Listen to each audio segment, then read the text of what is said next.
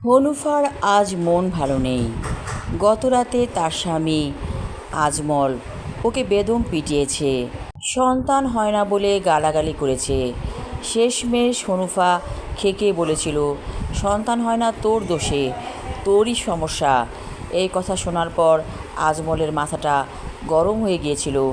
আরও জোরে জোরে পিটিয়েছিল হনুফাকে। শেষ রাতের দিকে আবার হনুফাকে একচোট আদরও করেছিল। হনুফা চিৎকার করে সরিয়ে দিতে চেয়েছিল আজমলকে, কিন্তু আজমল নাছোড়বান্দা, তার বউকে এখন সে আদর করবেই। অনেক ভোরবেলা হনুফা চলে এলো পুকুর খাটলায়। সারা শরীর ডোলে মেজে ঘষে পরিষ্কার করতে চাইছে। পানির মধ্যে নেমে পড়ল হনুফা। আজকে পানিটা যেন অনেকটা ঠান্ডা। হঠাৎ একটা ডুব দিয়ে হনুফার মনে হলো, সত্যি পানিটা অনেক ঠান্ডা।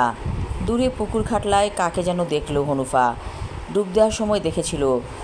মাথাটা উঁচু করে যখন দেখতে চাইল, দেখল তাদের গ্রামের ছেলে সৈকত।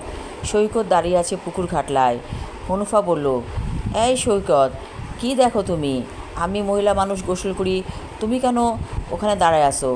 সৈকত বলল, ভাবি, তোমারে দেখি, তুমি অনেক সুন্দর। হনুফার মনটা একটু নরম হলো। যাক, তাকে সুন্দর বলার মানুষ আছে। বিয়ের পর থেকেই আজমল ওকে বলে পেতনি। তুই একটা পেতনি, তোর হাত পা কেমন পেতনির মতো মোটা মোটা, আর তোর গায়ের রং কুচকুচে কালো। পেতনিদের এমন রং থাকে।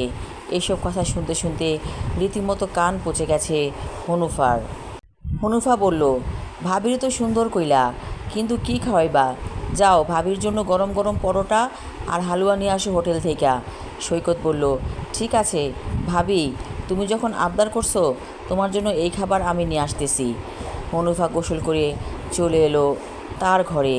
দেখল আজমল কাছিমের মতো উপুর হয়ে শুয়ে আছে। কিছু বলল না হনুফা। থাক, ঘুমাক, ওকে ডাকার দরকার নেই। বাসায় ও আর ওর স্বামী আর কেউ নেই। সন্তানাদি থাকলে হয়তো একটা অন্যরকম ভালো লাগা সৃষ্টি হতো, কিন্তু সন্তান নেই বলে এতে হনুফার বিন্দুমাত্র দুঃখ নেই। যা করে আল্লাহ ভালোই করে। কিছুক্ষণ পর সৈকত এলো। বলল, ও ভাবি, পরোটা আর হালুয়া নাও, কিন্তু আমারে কিন্তু দুধ চা খাওয়াইতে হইব। এমন সময় আজমল বলল, ওই সৈকত, ঘরে আয়, কী আনছোস আমাদের জন্য?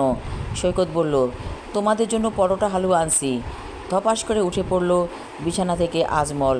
বলল, সাংঘাতিক মজার খাবার, আমি হাত মুখ ধুয়ে আসতেছি।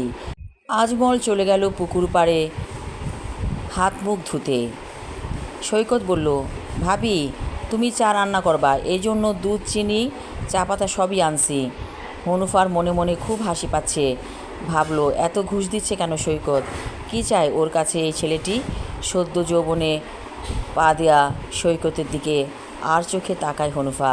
দেখে সৈকত অনেক সুন্দর একটি মানুষ। তার স্বামী এ তুলনায় কিছুই না। হনুফা বলেই ফেলল, ভাবিরে যদি এতই ভালো লাগে, তাহলে ভাবিরে নিয়ে পলাও না কেন? সৈকত বলল, কি কথা কও ভাবি? তোমারে নিয়ে পলাইলে আজমল ভাই বাঁচবো? সে তো মইরা যাইব। হনুফা বলল, এমনি কথার কথা কইলাম। তারপর ওরা তিনজনে মিলে খেতে লাগলো খাবার।